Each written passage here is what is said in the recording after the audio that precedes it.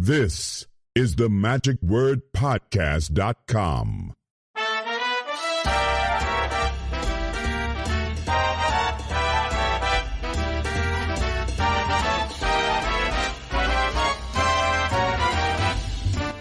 We are now into the beginning of day 3, and actually, I say the beginning, it's kind of already happened a little bit here this morning. I was involved with the the stage contest, and then we had a short lecture by Alex Boyce, and then we also had a talk about Tan's Magic Camp. We're going to get into some of that, and also maybe talking a little bit about last night's show. But one of the people who was I mentioned right there was the lecturer, who is Alex Boyce, and I've got him with me now. Hey, Hi, Alex. Scotty. How's it going? Fantastic. And his father, Alex Boyce, also. Nice to meet you also. Now, to again. differentiate, Yes. you're Alex and you're Alexander. Right? That's right. Correct. Exactly. Yes. To eliminate the junior problem. That's instead. exactly right. We skedaddled. Thank you. We skedaddled the junior problem. That's right. Yeah. Thank you so much. Big fans here at Abbott's. Yes, there are. So, yeah, no, it was a lot of fun. The big thing for me this year was I thought if we're going to come to Abbott's, I want to bring Dad. Mm-hmm. And it's been an adventure. Because you've been here before. Of course, yes. You and I have been out the Amish thing, and we took the Amish buggy dinner. ride. You didn't get to do that, though. No, I didn't get to see that. I know. Yeah, Michael said they haven't done Amish dinner in a couple of years. Mm-hmm. But that was such an adventure. Oh, my gosh. We did the magic. They gave us buggy rides. We did a magic show for them. It's like then we had dinner and ice cream. We did. It was incredible. Right. It was amazing. Yeah, that was the year I think Jeff Popson was here, wasn't he? Did he performing it too? Oh my gosh, that was the year. That was 2021, and yeah. so there wasn't really any other magic conventions. That's true. And so people came from all over to be here. It was a big group of people. Yeah, it was a great year. Well, as I recall, it's kind of like a slingshot, pull back with so much tension, and it's kind of like everybody wanted to get let loose, and boom, it was a big one. Yes, it was huge. Yeah, we had big lake parties every night. Yeah. We threw someone into the lake one night. We were all wearing togas. It was. So you're telling that in front of your dad? Yes. Oh yeah. You saw the it's all okay. That was fun. That was a lot of fun. So this being your first yes. of Abbott's, but you've been to other magic conventions, yes, obviously, with him. So what are some things that you've done before or enjoyed? Well, here is really, it's crazy, like you're going back into time and stuff. Yeah. And it must have been really neat how it was, 50 years ago or so. But it's totally amazing. I'm still in shock. Well, again, by comparison, you've been to other conventions, yes. with him, and so this is, as you say, a whole lot different, I guess. It's a whole lot different. I mean, it feels kind of nice because this is a lot more, interaction with each other and stuff. Where it's a different beast, that's for sure. Yeah, I think I say it's a cohesive family kind of, yes. And everybody likes each other. Unlike some families who don't want to be together on Thanksgiving. Sure. Yes. Here everybody wants to get together. Yeah, it's the get together. Yeah, but you said last night's show. I don't know if you've covered it too much, but last night's show it was amazing. They had Mike Caveney MC. He came out, did coffee juggling, which is just one of the great acts. It's incredible. Every time it gets my heart pounding when he does the double throw. You know what somebody told me? Don't want to interrupt your flow. Somebody told me that he practices that every day. He's got that, when he comes through the door, he just kind of picks it up, gives it a toss, and just kind of, it's a quick way of practicing every day. It makes sense. I wouldn't be surprised because he just, it seemed the skill to catch it and throw it in the air, and you see the coffee, it's amazing. So he did that, and then he did the Burnt Bill and Cigar, which you can read in his Magic Comedy? Yeah, it's originally Magic Comedy, and then he updated it over time. Yeah. So now it's in Wonders, the big 2-volume set. And it's a different version than the original one. That's right, yes. I used to do the original one. Oh, yeah? Yeah. That's amazing, yeah. I did it at a wedding one time for a bride and groom. Yeah, so that was great. And then we had Matt King came out, and he did the aerial fishing, and it was incredible. And they just love him everywhere he goes, and especially here at Abbott's. And he had a great kid as a spectator. And then, of course, Williamson came out. What about his bill that he borrowed? Oh, my gosh. Well, the bill, I forgot about that. Yeah, the running gag of the bill. Every performer borrowed the same bill from Jimmy. Jim, famous Jim last night. Yeah, that $20 bill went and through a lot of trials. It got blended up in a blender. It was burnt on multiple occasions. It was found in many different places. Dog food, yeah. Oh, yeah.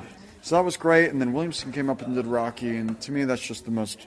It's stunning and hilarious, but it's also just so beautiful to see the way he is with the kids wrangling around the stage. Kids, yeah, and then he had great kids last night, 4 years old. They were incredible.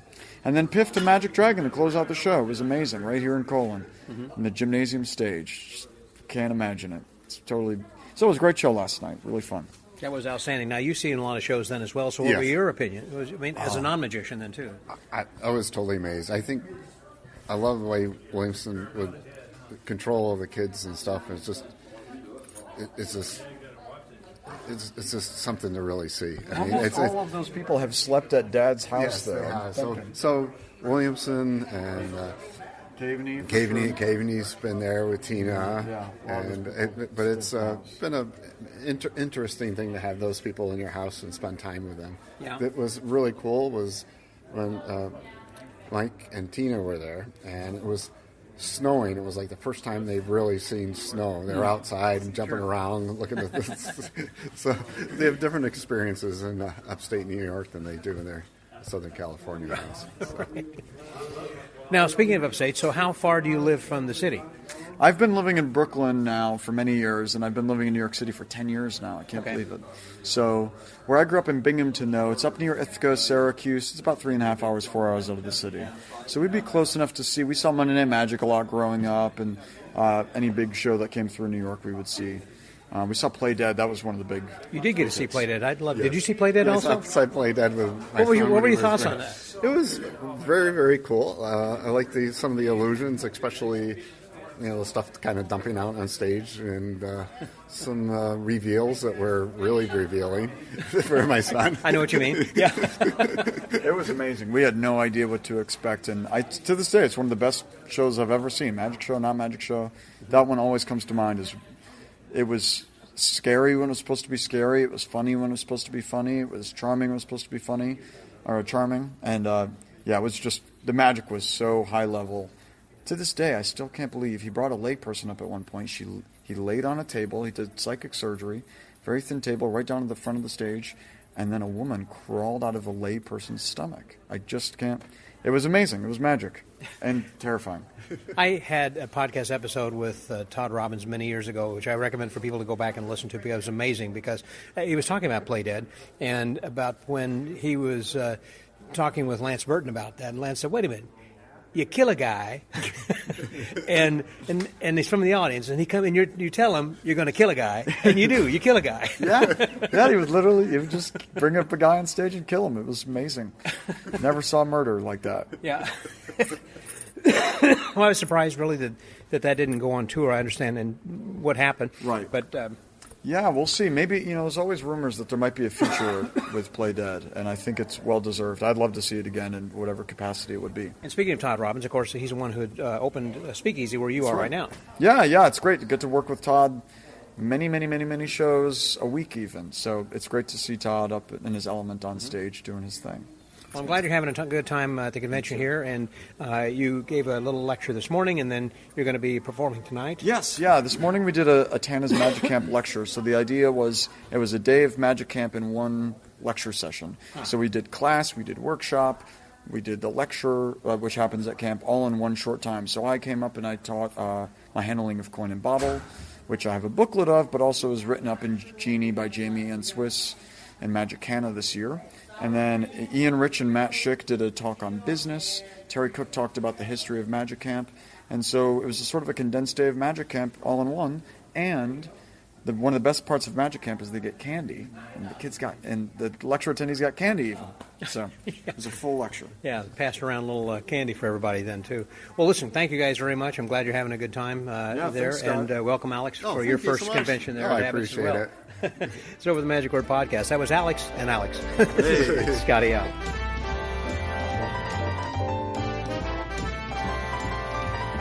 Well, we just talked with Alex Boyce, and again, he was explaining the format for the unique lecture we had, actually talking about the Magic Camp and Tana's Magic Camp, and about how it was interesting, laid out, that it was like an abbreviated day, basically. I've got with me then right now Matt Schick, who is also one of the presenters. Hey there, Matt. Hey, how you doing, Scott? Nice to see you. We've been friends for a long time. It's like back to the 4F, I guess. Yeah, when long time. You were still in your teens, I think. Yes. So you've been traveling around, I know a lot. Last time I saw you, you were traveling with Michael Carbonaro. You still doing that tour? Or? Yes, so I traveled with Michael. I was a producer on his television show and also his live tour, and we kind of alternated back and forth. We would do TV, live tour for about 8 years. And then I finally hung up the touring hat. It was a long time to be away from my wife, from my house, so about last August I hung up that touring hat, but Michael and I are still really dear friends. We talk every day. Yeah. And Michael's a contact toy man at Tana's Magic Camp. I was a camper, and he came back as a CIT. I was a CIT. He came back as an instructor, and I remember sitting in the audience and watching him talk about his experience on The Tonight Show with Jay Leno, which was the precursor for the carbonara effect. And I remember sitting, watching this, thinking, I need to do this. This seems like the most amazing gig in the world, to just be hiding in the woodworks of this grocery store and just bringing these real moments of magic behind the table. Yeah, exactly. So Michael and I just stayed in touch after that, and one thing led to another. I was actually sitting in my cap and gown at my college graduation. I got a text from him, said, "Hey, my show got picked up. Do you want to come work on the show?" And the rest is history. So, another Magic Camp connection. Wow, that's amazing. Now, you say CIT, people are wondering, it's a counselor in training? That's right, yes. So I was a camper for many years, and then I just kept begging because I really wanted to continue to get back to the camp and come back as a staff member. So Terry Cook, who's our camp director, and Adam Blumenthal, who's a camp owner, were kind enough to, give me a little leeway, let me be a CAT for a few years, and then now I've been a staff member ever since. Yeah, and I think that's great. And how many campers do they have actually annually then? I mean, it does fluctuate a bit. We had, a few years ago, we had a documentary done on the camp, which gave it tons of publicity. At the time, I think we were on 150 campers for a few years. COVID was a unique challenge. We had big numbers up until COVID. During COVID, we obviously could not hold our camp in person. Sure. One thing, you had online camp, as I recall. We did, and I'm pretty proud of that, actually. So it was crazy. The world who came into we that. Did. So we decided, we're going to just take the paywall off. We're going to offer camp for free to anyone around the world who can attend. And we had 1,100 kids, again, from all around the globe who tuned in. Amazing. Yeah, 1,100 kids, and all over. I mean, we were able to just expand far beyond our normal demographic. I mean, we have had some international campers, but this really allowed it to take that to the next level and just reach people from all walks, And by doing that, I'm sure people wanted to come physically. Absolutely, as well. We did that 2 years, and we tried to keep the same format. We had classes on Zoom, and we had lectures and then shows that were live streamed every night. We did them from Tannen's Magic Shop with multicam shoot. We set up like a TV studio in there, and really tried to just push the limit. I mean, none of us were doing anything else, so we were able to get everyone. I mean, the who's who of magic showed up to support the kids, and everyone from David Blaine to Penn and Teller to Piff the Magic Dragon, John Dornbos. I mean, the list goes on and on. I don't think we received anyone who said no. David Copperfield came in. It was just truly remarkable. Yeah, that's amazing. Now, when you have the camp, again, the camp is not a camp because you're actually in a college at a campus. That's right. When it's the off season in the summer. Yes. Or during summer school. Yeah, it's at Bryn Mawr College. It's a beautiful campus right outside of Philadelphia. It's about 25 minutes away from the Philadelphia airport. I mean, it really looks like Hogwarts. The architecture is just so unique, and there's literal castles surrounding us. Turrets and everything. It's really, seriously. And it's just a grassy green, beautiful campus.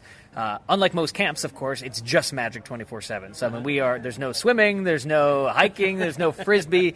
The kids are allergic to daylight practically. You're scaling cards. You're not throwing frisbees. Literally, the occasional juggler, but it's just great to enjoy that amazing campus. It's really beautiful. And that's between the ages of 11 and 20. 20, correct. Okay. And after 20, then you have to consider being a CIT, I guess. Yeah. I mean, there's been quite a few. I mean, so many of the staff come back year after year. They were originally campers and they got bit by the bug. And I got to go someplace. I got to go back to Tannen's. And some of them are full-time professional magicians. Alex, who I believe you just spoke with, is one of the busiest working pros out in New York and travels internationally for magic.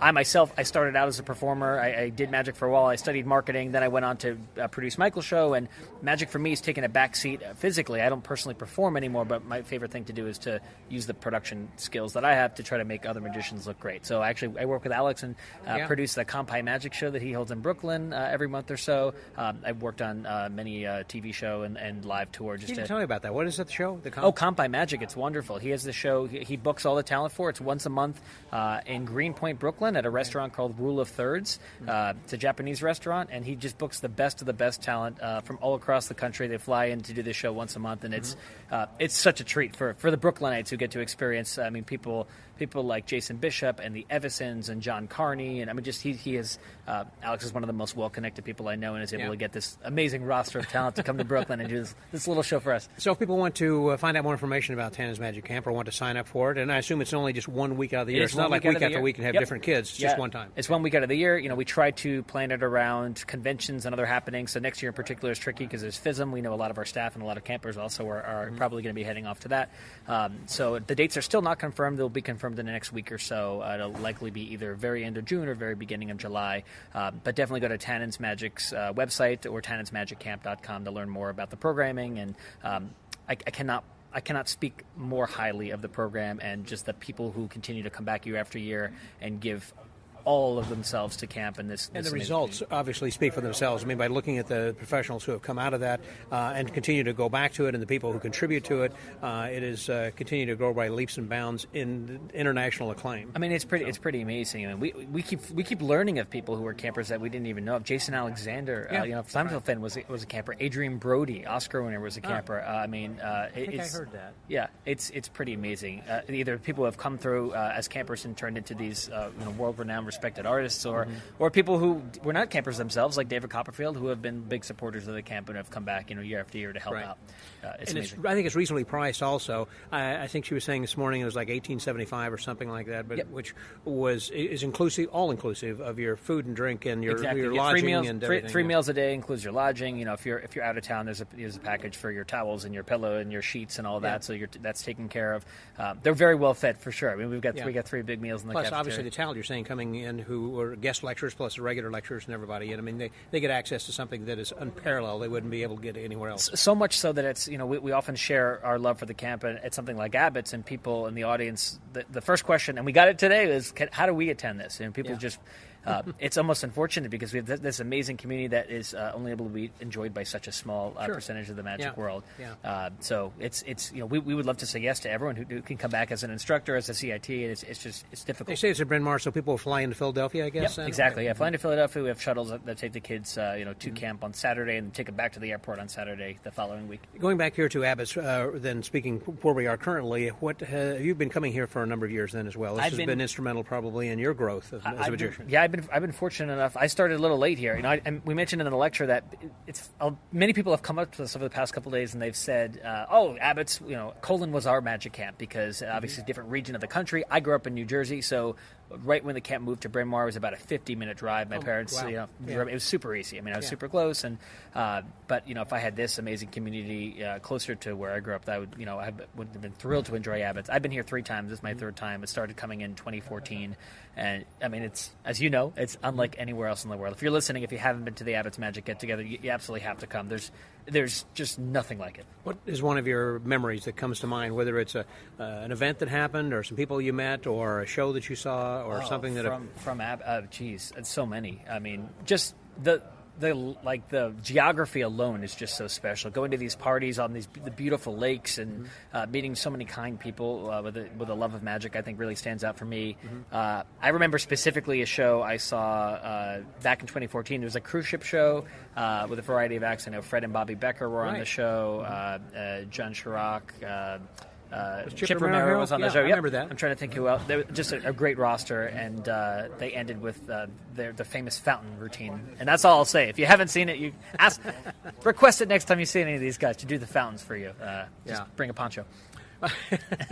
Well, it's good to see you. It's been a while, and I'm glad that the camp is in good hands, and it sounds like that it's got a good future and everything, and it's exciting. Even after COVID, it's really sprung back. The camp's in great hands. I mean, between Adam Blumenthal, who owns Tannen's Magic, Adam, if you don't know, is an unbelievable production designer, lighting designer. He makes camp look absolutely beautiful. I mean, I work in production. I sit in the back of the AV booth every night. We bend over backwards to create this experience at the end of the night with the most incredible show with state-of-the-art lighting and scenic that changes year after year, and these performers that come in from all around the globe to support. He makes it look so fantastic. And then Terry, of course, who's our fearless leader from the camp director perspective.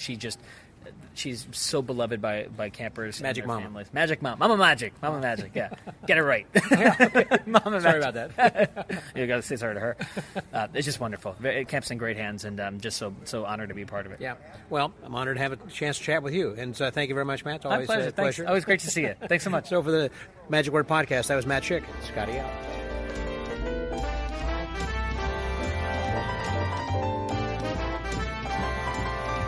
A lot of people come to the convention who are here at Abbott's who are not necessarily performers, but are well-known, quote, celebrities in magic. And I've got one with me right now who's a longtime friend of not only Abbott's, but of magicians in general, and a creator and performer, and all-around good guy. And I can go on and on, but I'm going to let him talk about himself. Here he is, Robert Bax. Hey, Robert. Hey, thanks for having me on the podcast. I'm very grateful to you. Ever since, we did one years ago, and you'd said you got a lot of comments and feedback on that. People liked what I had to say, and people are listening to your your podcast. So it's a win-win for both of us. That's right, so it is. And again, I've performed here at Abbott's many, many times, but the reason that I was here this year is for a very special reason. An old magician friend of mine died 7 years ago. His name was Charles Windley. He was a well-known curmudgeon of magic. He had started doing magic back in the late 1950s when he was a kid, and it's a great story.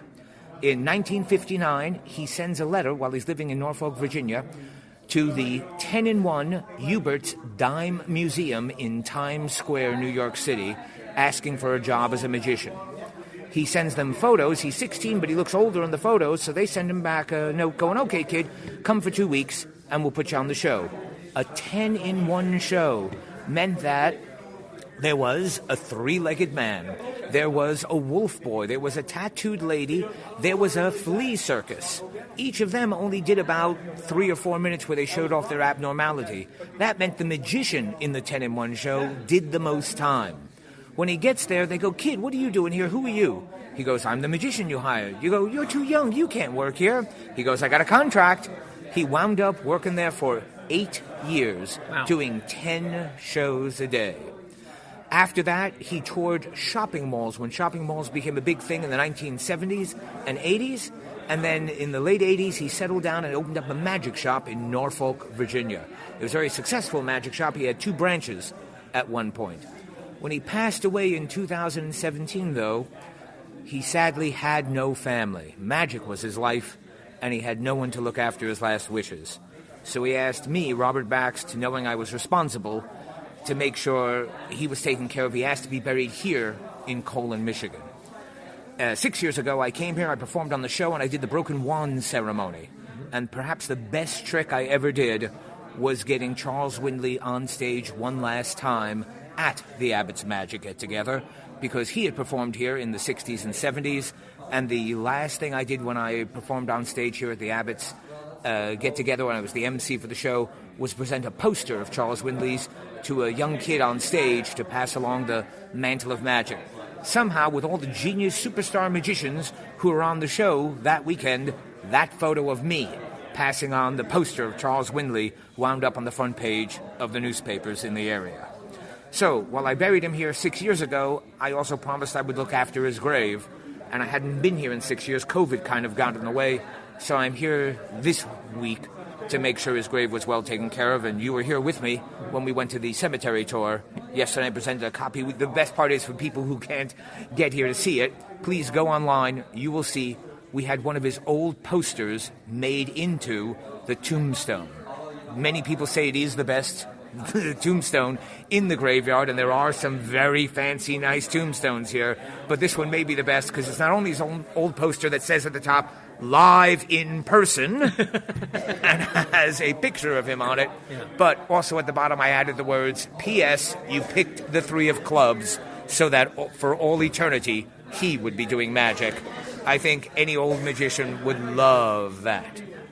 Well, that's true. And in fact, you were the one who inspired me or told me about getting a hold of LaGrange Monument Company, which is the one who had constructed my monument, which is over there then as well. So just awaiting my arrival 100 years from now. Well, I'm hoping 110, because they do this company, LaGrange Monument Works, does excellent work, and I highly recommend them for anyone in the area who wants a tombstone. They can do photos. Yes, photos were the great. Right, I mean, they did that with Windley, and, right. And so I saw how great that was, and you sent me that video or picture, and so I thought, I'm going to contact them. They did a wonderful job with Kathy and me. Excellent. And again, just so you know, originally I was going to have the tombstone done in Los Angeles, where I live, so I could be sure to look after it and make sure it was done right, all the details were correct.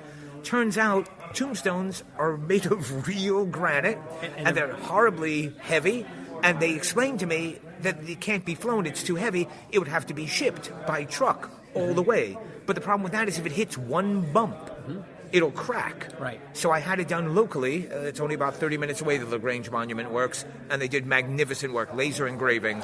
See, I thought about the same thing as well, having it done in Texas, but then you had convinced me about all the, it could crack and whatever. It's okay, for the I'm money going to you're go. paying for one of those tombstones, you wanted it to come uncracked. Yeah. So yes, that's the best part. Well, so the thing that is unsaid here is, how do you relate to Windley? I was traveling doing comedy clubs, the comedy club circuit in the early 90s. Think of it. It's the early 90s. We don't all have phones in our pockets. We don't all have the internet. There isn't even HBO or anything like that. The only thing to do during the day when I'm not working at the comedy club is sit around my hotel room, watch TV, which is only 3 channels in those days. Yeah. Okay? And you had to get up and change it, too. Yeah, physically, yeah, okay. So, what do? I pick up the phone book. I'm in Norfolk, Virginia. I go, hey, look, there's a magic shop in town. Let's go. Me and the other comedians go to the magic shop. The comedians are looking at the fake vomit and the rubber chickens and stuff. I'm going to the guy behind the counter, who turns out to be Charles Windley. Oh, magic. I love magic. I grew up in New York. Windley goes, you grew up in New York? Do you know Al Flosso? I go, Flosso? I grew up at Al Flosso's magic shop. The last year that Al Flosso was alive, I was a kid. Al Flosso sold me stuff, and then I worked for Jackie Flosso, his son. Charles Windley, when he was working in New York at the 10-in-1 show at Hubert's Dime Museum, spent every day at Flosso's magic shop. Flosso was instrumental to Charles Windley's career, and now Charles was my new best friend. And that's how I knew Charles, and I kept in touch with him over the years, and that's how he knew I was a responsible guy to make sure his last wishes were taken care of. That's great. Yeah, you're such a good friend for doing that, right to the end, through the end. I had to do it because I was afraid if I didn't do it, his ghost would come back and haunt me. No, I'm serious. Yeah, you don't want an old magician ghost haunting you. Yeah. So talk about the tricks that they could play on. Yeah. Very true. Uh-huh. Well, Robert, always good seeing you, my friend, and I'm glad that you came out here this year. I'm grateful to you, and I look forward to seeing you at another magic convention. You as well. Which, by the way, the last time that we talked, we were on the phone. Actually, Trixie and I were out in L.A. in May, and we were looking for the Munchkins homes. There were the little people, I guess, that were in the Wizard of Oz, and we finally found the area, but I think the houses have since been torn down. They've built a building there. Yes, sadly, Los Angeles real estate is extremely expensive, but there are a number of interesting places in Los Angeles. In this case, many of the Munchkins who worked in the original 1939 production of The Wizard of Oz wound up staying in California, and there are a bunch of miniature homes. They're almost like Hobbit-size homes. They were near the Warner Brothers studio. Right. The studio. Right, in Burbank. Yeah. Right, in Burbank, California. There was an entire row of them. And even though little people didn't live in them anymore, they were still valuable real estate, and full-size people lived in them. But just in the past 5-6 years, housing prices have become so difficult. I know I own 2 homes in Los Angeles. I am a successful magician.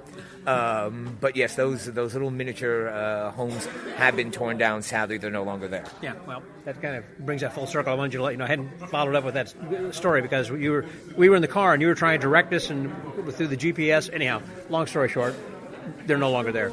But Robert, thanks very much. My pleasure. Thanks for being such a good friend. Again, I look forward to next time. Magic Word Podcast. That was Robert Bax, Scotty out. Be sure and check out his episode from the archives. And see my website, www.robertbaxt.com/shop. There's a bunch of cool stuff for magicians. Penn and Teller do my newspaper tear because it's better and easier to set up than any other.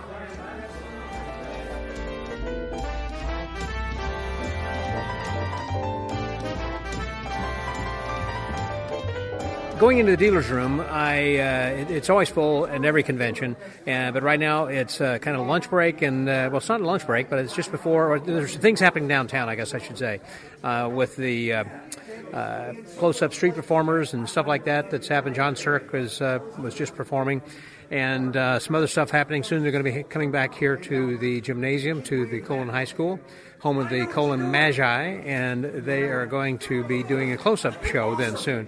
So they've got the television screen set up on the stage, and they've got the close-up table on the aisle, so everybody's going to be able to see, regardless of where you're going to be seated. But I thought it'd be interesting to talk with the people behind the dealer's booth, particularly at the Abbott's booth, since this is the Abbott's get-together, to chat with some of the proprietors who are holding down the fort, so to speak, because Greg Bordner's not here right now. So we're going to get a chance to talk first with Kurt Ritchie and then with John Shango. Hey, John. How you doing, Shango? Coming at you live. And then Kurt. Hey, Kurt. Hey, welcome to the Abbott's get-together. So how's it? I know it's been pretty busy right now. We just got a slow lull. Well, I think it's kind of between things. What's been a big seller here? New Illusion book by David Seabach that Abbott's published. And he's going to be autographing that, right? Absolutely. Come on in and get your copy soon. So tell me something about the book. Tell them about the book, Kurt. Well, it's a compilation of all of David's articles that he wrote for the New Tops magazine over the years. Plus, David has submitted lots and lots of color photographs of his illusion show that he's toured, well, basically around the world. But he's been very popular in the Midwest over the years. And this book chronicles basically his life with building and showing and talking about illusions, and it's just a fantastic volume of great information. And it's being released here. Yes, it is. It's just recently published. There are 3 versions of it. There's 2 paperback versions, and they're very thick. They're probably about 1.5 inches thick paperback versions. One is black and white only. That's the most affordable one.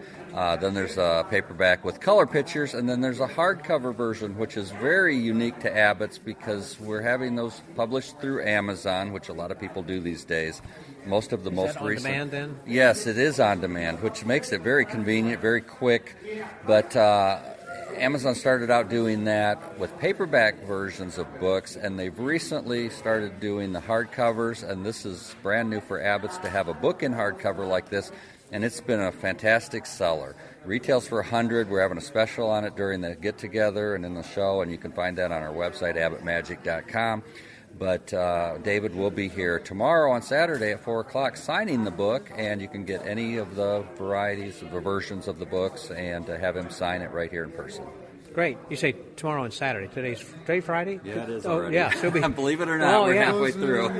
Closing in. Moving right along, Yes, I guess, it now that I sure think is. about that. So, Well, there have been fantastic shows so far, and I'm sure tonight and tomorrow will be great too. But yeah, it does move along pretty quickly once we get going. have you had anything that's been particularly exciting that has happened at this convention that's particularly memorable? Well, gosh, I mean, last night's show, we had Piff the Magic Dragon here, and he's a staple in Las Vegas these days, and that was kind of exciting for the people here in our little village, and it got a lot of Don't get too many attention. dragons in Colin.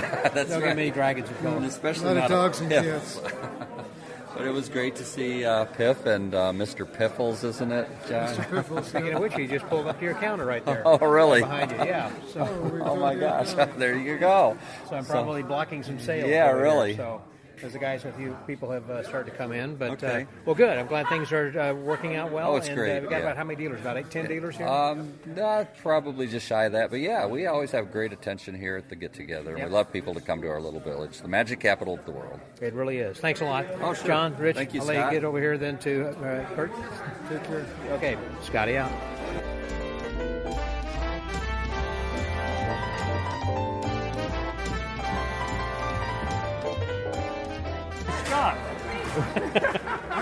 So we talked a little bit last night with Dave Williamson about about the show, but I got some of the guys on the show, plus the fellow who was sitting in the audience, Joel Hodgson. Yeah, Joel. hey, everybody. You see him last year. Hello. Matt King. Yes, that's me, isn't it? That's right. So I want people to recognize your voice. All right, whenever okay, they, I'm it's one Matt of those things, King. a mic check kind of a thing. Yeah. That's Oh, I see That's how called it a works. Mac check. Yeah. And so then Dave Williamson Howdy. and I'm David Caveman. Williamson. Hey, man. Joel Hodgson. Pooped in a bag, man. Oh, yeah. Present. Roll call. That's right. You guys were great last night. I've been talking about the show. It was a lot of fun. The left-handed league. Somebody said the left-handed league was going to be coming back on. I said I don't think so. But it was. I think it's no more like what you did at Blackpool. Yeah. It's more Where's like Kirk Pipkin and Harry Anderson? Jay Jansen. And Jay Johnson. That's right. Yeah. It was Mark more- Lewis. And Max Maven was in it too somehow. No. He was on some shows I saw. Not Guest. anyone I ever saw. Oh, he wasn't? Okay. So who was actually the left-handed league? Harry Anderson, Martin Lewis, Kirk Pipkin, Jay Johnson, me, Tina Leonard. Is Tina left-handed? Yes. Does she play harp left-handed? Yes. Don't confuse him. And on a roll. that's it. He's remembering. What about I Leslie? remember Was she seeing- part of that? Well, so the Was left- Leslie that Harry's left-handed? you didn't have to be left-handed, to be honest with you, but we all were. Who named it then? So here's what happened. Martin Lewis is the one that was over at Harry's and said, you know what? We should do a parody of Genie magazine and call it Weenie. And Harry said, yes, we should. And we owned a typesetting machine. So you got invited That's because how you we owned a got machine. into that. You had The hardware. backdrop, yeah. Yeah. And it was amazing. I mean, And it Weenie was was unbelievable. freaking great. It was epic. Peter Pitt said, I will sue you, because he was sure we were going to announce to the world that he was gay. And nobody knew that, Like right? every man, woman, and child didn't know that. And so we did it, and it was a big hit, and they ended up selling it at the desk at the Magic Castle. Really? Wow. I remember Bill Larson calling saying, can we get some more of those magazines? Oh, the one you were going to sue us over? Sure, Bill, no problem. So that was the beginning of it. And then we used to do shows, Halloween shows at the Comedy and Magic Club. Yep. The thespian branch of the Left-Handed League was the Bubonic Players. And the Bubonic Players would do a Halloween show. Max Maven was in the Bubonic Players So that was what you Halloween were show. thinking. Okay. Yes, he was. I News saw a to poster. me. I saw a poster. Okay. I don't remember him at the Comedy and Magic Club, but yeah, fine. Is Larry Wilson a part of the group at all ever? For some reason, I remember seeing his picture in some Larry poster. Wilson? Yeah. Larry Wilson? Yeah, in Reno. Larry Wilson? From Reno, right? Wilson? Famous magician school? Yeah. I worked on that. He probably I worked wanted on to that, be, but the special. Oh, you did? Yeah, I helped write a little bit of that. I worked on a little of that. And then we did some shows. The Left-Handed League did shows around in Arizona and around California. Did you work conventions or anything like that? Yeah. So Weenie Magazine came out at the PCAM convention in, I think, in Santa Barbara. And we all did the show in Santa Barbara. It was so long ago, I cannot believe it. I've been wanting to get together with Turk Pipkin since I moved to Austin, and my friend Kent Cummins said that he used to juggle with him, and we're still good friends. Yeah. But he's I guess, big philanthropic fellow. He's got a lot of things working around the world. That Turk is donating money, apparently that's what he's known for now is his philanthropy. Donating money? Yeah, working with big Remember when Kirk organizations. didn't have any money? He never donated any to me. Okay, maybe that's why I don't know, maybe. haven't talked to him in a while. No, I think I heard that same Really? thing, yeah. Good for Turk. He's always a great guy. Yeah, but I knew he'd be a good guest. He was a writer on the World's Greatest Magic Yes. special. He was. That's yeah. the Great Roulette things? Yeah. Yeah. Huh. I didn't know that. What else you want to know? That's about all I think I kind of we need to talk about today. I just want to get a couple. Way more than we should have said. Probably so. We said more than we should have. David, you really have been quiet throughout this. You had nothing to contribute. I mean, you and Joel have kind of got laryngitis. Is that right? Poor Dave. You were last time I talked with you and Mac when we were here. You guys, you were working on a project or something. I think at the time. No, you weren't. I don't think, I don't remember. I don't know. If he was working, he wouldn't be in Colin. I'd say that's the best way to look at it. If I was really as busy as I said, I wouldn't be I love here. hearing magicians at a magic convention tell each other how busy they are while they're standing at a magic convention. Let's conclude with that. I think Good way to do it. salient point. That's great. Thank you for your time. Appreciate it. Awesome. Mac, David, Thanks, man. Mike, and Joel. Scotty out.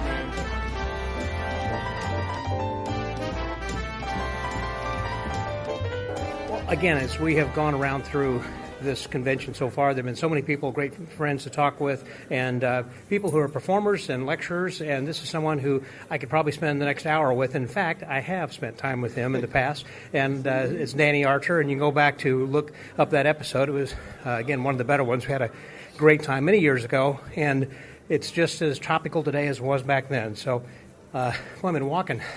I'm out of breath. I was running to the car in the rain. It was pouring down a deluge a while ago over there. Oh, my gosh, we almost didn't have this evening show. But we're here, and I'm here with Danny Archer. Hello, Danny. Hey, Scott, how are you? I'm out of breath. But aside from that, glad to have you here. So I saw your show today, and I was turning to somebody, John Sturck beside me, and I was saying, I love this character. You know, Gino Mozzarella is the best, I think. Thank you. Thank you. I don't know anybody else who keeps the content all the way through. I mean, I should say the character all the way through. And it's something you've developed, and your timing is perfect, and your delivery of the lines, I like the pauses you have. And then when you say, you need a ride back to Philadelphia. You from Philly, give me a ride back. We're gonna make a short stop along the way. You got to bring a shovel and a rope, and we're gonna make a short stop. And it just makes sense. I just loved it. Well, thank you. And We talked before about, and you should go back and listen to the podcast about how he got booked to work on a show overseas with this. Well, I'm just telling all of your story. So, how are you doing, Danny? I am doing awesome. How are you enjoying the show? I'm liking the convention for sure. Yep. And you're a dealer then as well. Yeah, I had a booth here. I'm lecturing tomorrow morning at 11. Mm-hmm.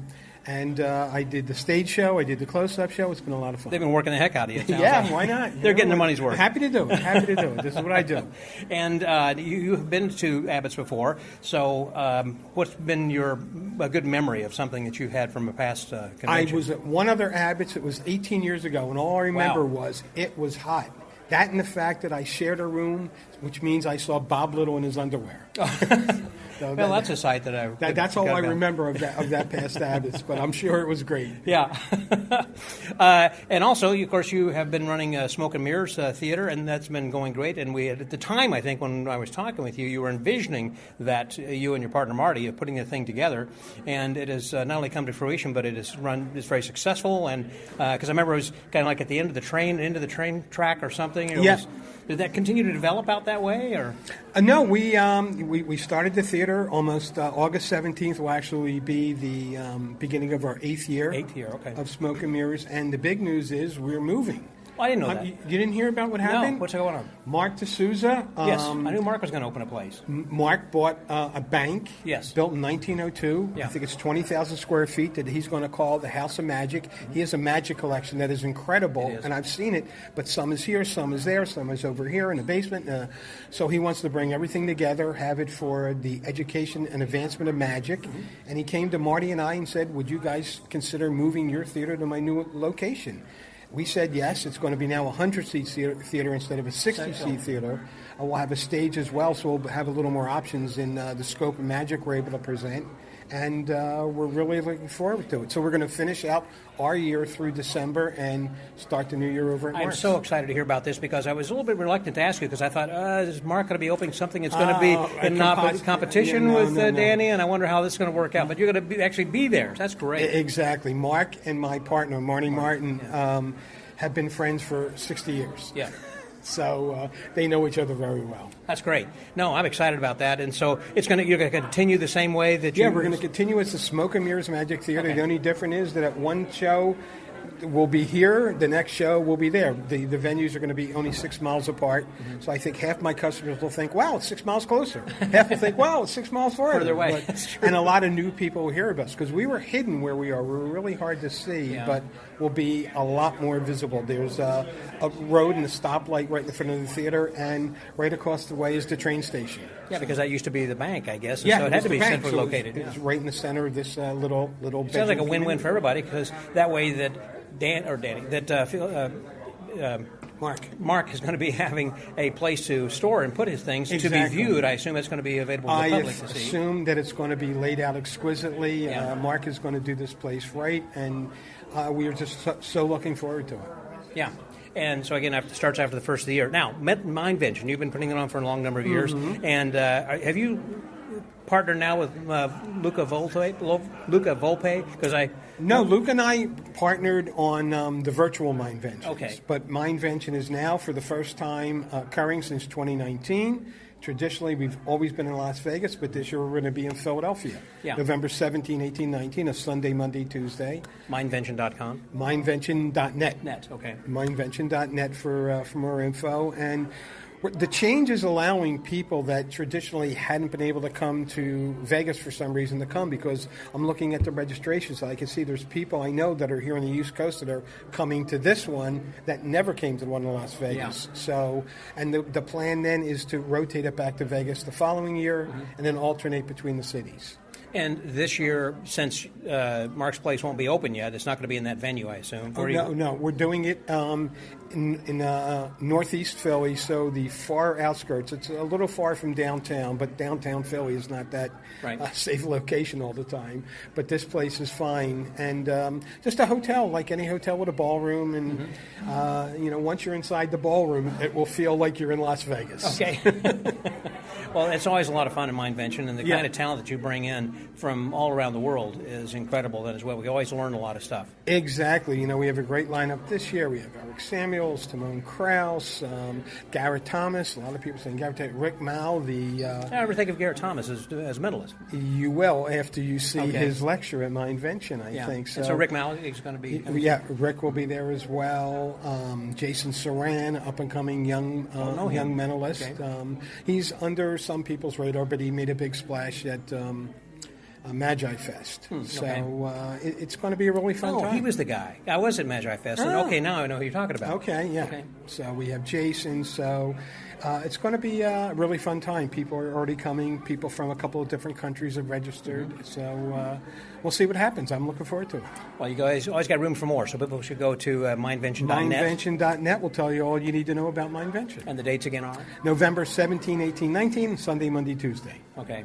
And it's a fun convention. One of the things I like about here at Abbott's, it is a small town, so everybody's kind of forced together. Mm-hmm. We talked about this with somebody yesterday. I like the term forced camaraderie. And it's different, obviously, when we have My Invention, particularly in Vegas, because you can spread out to wherever. But it's forced camaraderie from the standpoint that it's not a big convention. Mm-hmm. I mean, with keeping 100, 150 people or so, everybody kind of stays together. They don't want to get very far apart from each other. Yeah. Because we're all of the like mind, if you will, no pun intended. Yeah, so. It's just a really different vibe. It is a different vibe than the Magic Convention. Completely. Totally. And it's not a bizarre thing. It's not like an occult or whatever, or weird weekend or anything. This is really... It's the art of mentalism. Thank you. And there's a lot. There's just so much incredible work right now being done by so many incredible people that have advanced what it's possible to do as a mentalist.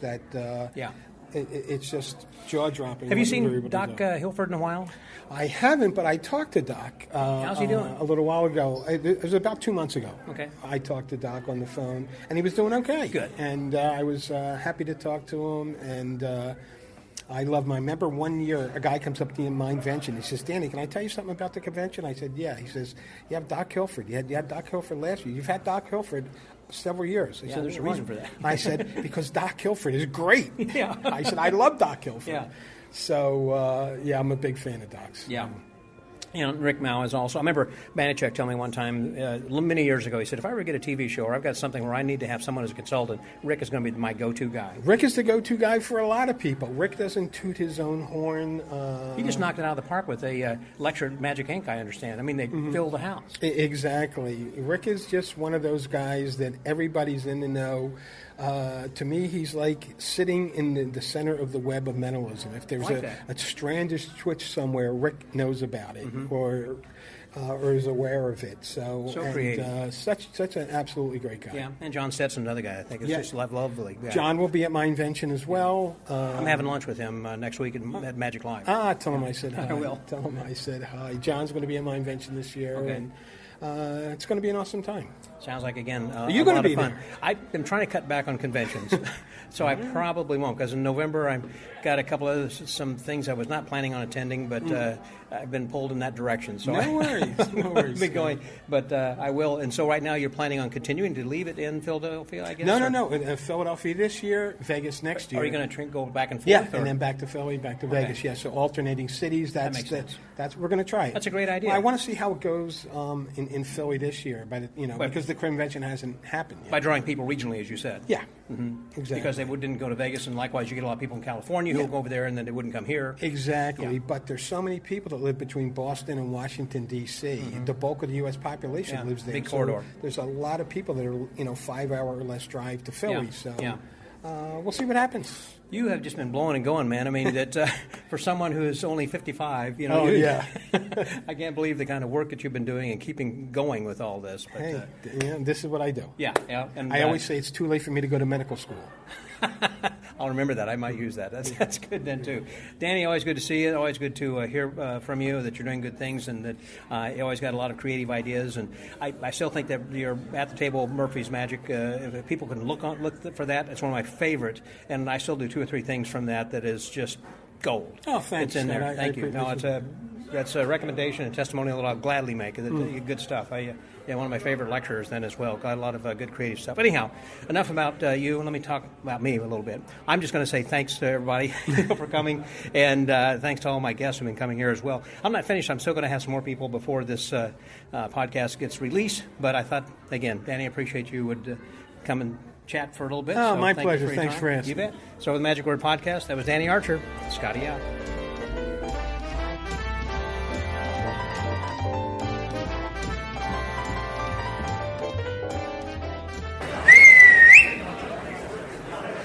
If I can have your attention, please. Welcome to the first annual Colonic Convention here in the dealer's room. I don't know if you heard, but just about 3 hours ago there was 5 inches of water on the floor in here. And so a big round of applause, first of all, for everyone who helped with the water cleanup. That was...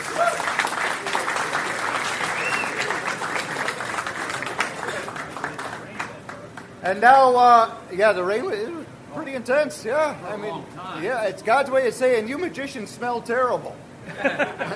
All right.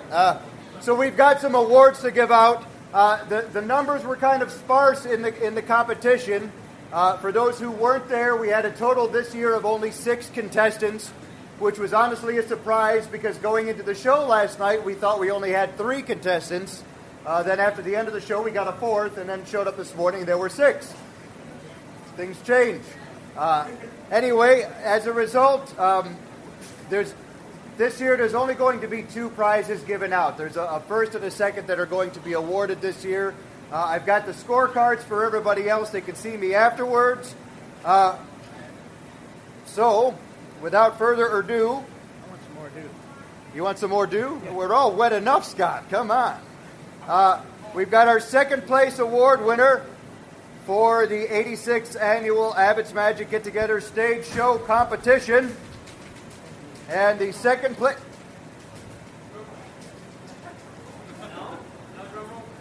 I like that we're all leaving him alone on this. No one's joining in at all. That was a beautiful thing. It was just as awkward as your haircut. All right, so that's, is that better than the Garfunkel joke at least? Okay, I'm working on it. Regardless, the stage show second place award goes to Carl and Bill Ray.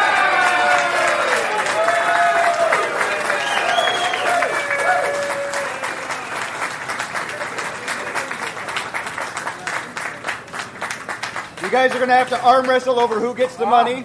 Okay. But there you are. Thank you very much. Congratulations, Bill. Congratulations, Carl.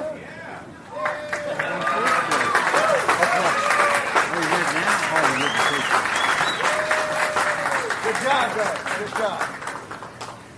All right.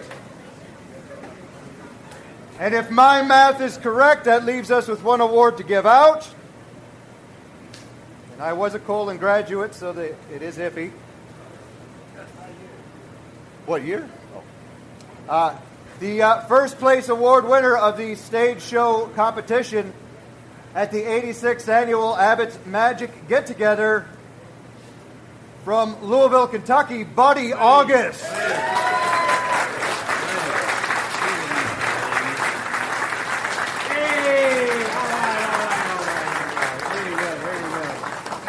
Winning makes you feel young again, doesn't it? Here you are, buddy. Congratulations. Thank you all. And thank you so very much. And Curly's afterwards. Drinks on Buddy.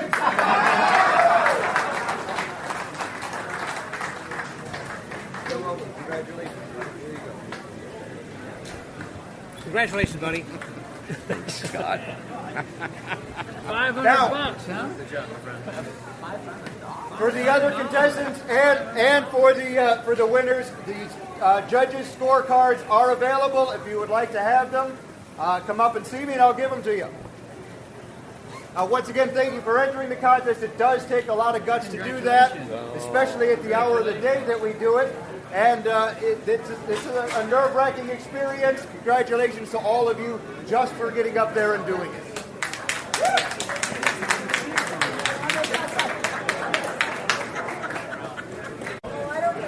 So, So the winner right now was Buddy August, first place. So how do you feel? What are you going to do? You going to go to Disneyland? Well, I don't feel like I'm 77 years old. I feel like I'm about 30, 29. No. 17 years old. Because magic makes us young, Scott. Are you pretty excited? Oh, man, am I excited. I'm about ready to pop. Now, have you got something in mind you want to do with the award money? I want to spruce up my lecture circuit that I aspire to. Yeah. Okay. Right. My lectures start out with everybody in the audience having a red nose on, and it goes up from there. A lot of fun. Yeah. Well, congratulations. Well Thank done. you so much. We'll see you many times, I'm sure, down the road, my friend. You bet. Okay. So for the Magic Word Podcast, we're congratulating Buddy August for getting first prize for the competition here at Abbott's 86th get-together. And we are also with the second prize winners, Bill and Carl, or Carl and Bill. Congratulations, Carl. Thank you so much. Bill. Thank you. So you guys have been rehearsing this for a while. Oh, yeah. We've been working on this act for several years. So as a father-son team. Were you pretty excited? Oh, very excited, yeah. It's our second time competing. It's been awesome. Yeah. What were your thoughts, Bill? What do you think? Did you have fun? Yes. Yeah, you're an amazing magician. Isn't that what the card said? Yes. Yeah. Best magician on the stage. That was it. Best magicians on the stage. Very clever. Nice Thank you very much. I appreciate it. So what do you plan to do from here with this? This has been a goal to compete here and win. And we competed last year and didn't place, so we're happy to take a step forward, and we've been performing regularly in Plymouth, Michigan at a parlor show there, so we hope to keep doing that. And you also have some cash with us that goes around. That's right. So what do you plan on doing with the money? Actually, we're going to look around Colin and donate. I haven't decided yet where, but one of the great charities around town here. How nice is that? Well, you guys are great. Congratulations again. Appreciate it. And hope to see you then in future contests and other conventions as well. Thanks, Scott. Good luck Appreciate with that. it. Okay, you bet. Thank you. Congratulations, Carl.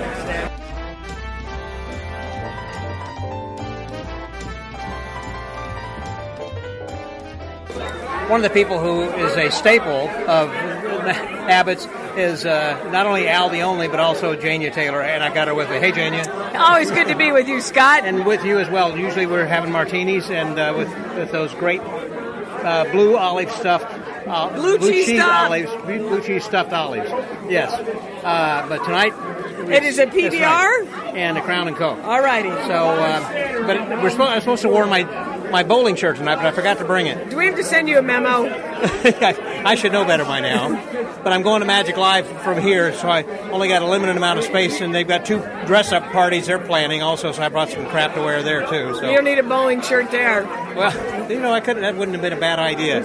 That way it kind of serves 2 purposes. I mean, they're a cool shirt, meaning they're a hot shirt. It's cotton and it is hot, right. Which is surprising when you're bowling. Wouldn't you want something that's going to keep you cool, but instead it's some sort of a stiff cotton type of material. But I wanted to talk with you a little bit about the museum, since you've gotten more and more involved with the Marshall Museum. It's the American Museum of Magic. And recently, this week, we had a special thing that was part of Abbott's, in which you had people just kind of a fundraiser. They could ride on Lance's bus. I don't want to put words in your mouth, but go ahead. It was a fundraiser for the museum. We sold, I came up with this idea, in the spring, just how to have a little fundraiser during the get-together and make it different, because everybody always has a gala show, everybody has a silent auction, and I called up Lance and I said, Lance, how many people fit on your bus? He says 10. I said, can I sell your bus like for $100 a seat? He's like, yeah, Jane, that'd be a good idea. We're going to be there on Tuesday. So we sold 10 seats on the bus. It sold out in one day. One day. Well, we opened it to our members first. Okay. So that's one perk of being a member. You're going to get those notices first. Yeah. And then we gave the members 2 weeks to make up their mind to get a reservation. And then after that, we opened it up to the general population of magic, and even the public. If they wanted to ride, you didn't need to be a magician to ride it. I don't care who buys the seat. Right, money's money. Green's all green. But it sold out in one day, and then we had 20 reservations. Well, we didn't make the 20. It was my big goal to sell out. But we had self-drive tickets for $50. Yeah. So you still got all the perks. You got to tour the museum with Lance, have photo ops in front of the bus with Lance. We opened up the archive building. Which now has air conditioning. Yes, it does now have air conditioning. Thanks to 2 special donors and a Michigan Art Council grant. Wow. And it makes a huge difference. Yeah. It would have been sweltering in there on Monday. I feel sorry for all those people who have been working in there for the past several years and moving things around in and out. Oh my gosh, I just can't imagine. I mean, and it's cold in the winter. Yeah. So they got the whole thing. So they got heat as well as AC. Yeah, and it makes such a difference. Yeah. Because we had a big work weekend in June, and it was like the first hot week in June, and we really appreciated those mini splits. What are the kind of cool perks that they get? You give them a poster? No, we gave out a pocket folder, and we had some articles that had been written by Bob Lund, so people could have a sample of Bob's writing. Right. We had his obituary.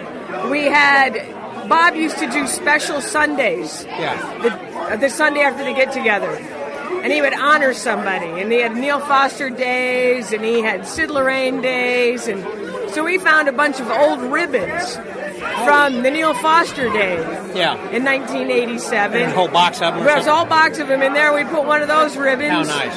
And we put it was like a little information sheet that Bob had printed up, where he was charging $4 to get into the museum. So we put that in.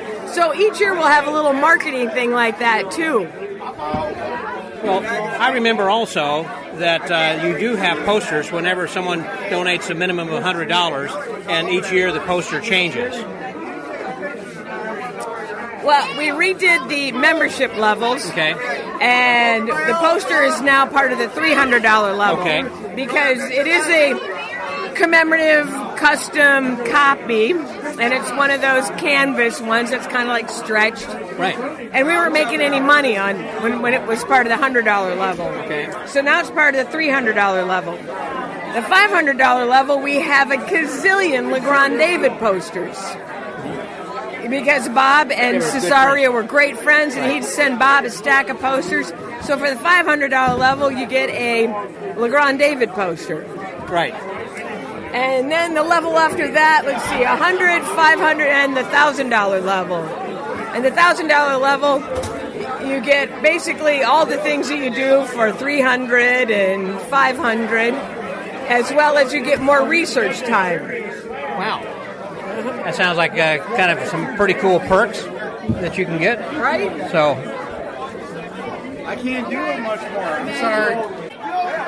Well, it sounds like you had a lot of really cool perks for this, and the money, of course, goes towards like air conditioning and heating and things like that, and upkeep, because it's pretty much it's a 501c3, yes. Right? So it is tax deductible, whatever that you're going to be donating to. Right. Yeah. Right. And our big project, next big project, there's UV film on the main library building. Yeah. And that was put up in like 2019.